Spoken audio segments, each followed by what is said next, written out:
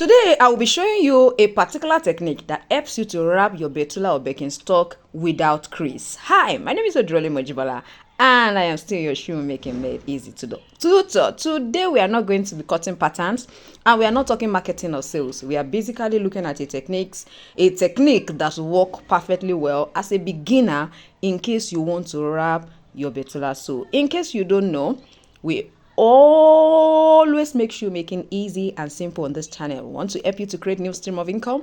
We want to help you to be able to reduce your family expenses on footwear.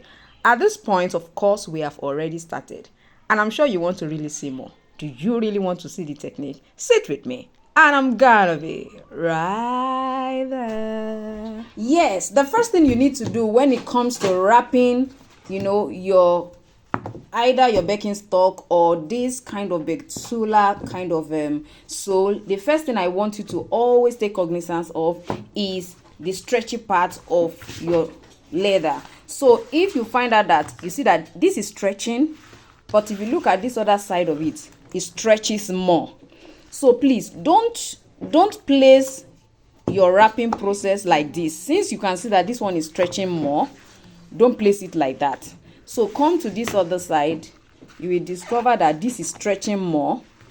So you are not going to place it this way. I'm sure you can see what I'm holding. The other way around, this is how you should place it.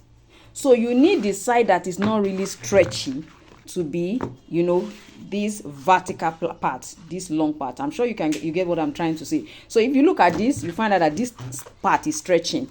That's where I put, this one, this side will go this way and this side will go this way.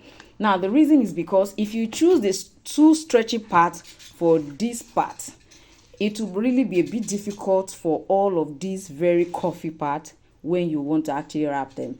So, let's go into the magic. Now that you understand this, I'm just going to go ahead and, draw our insole out on our leather. Then apply my adhesive and then position it inside, and I will now show us how it goes.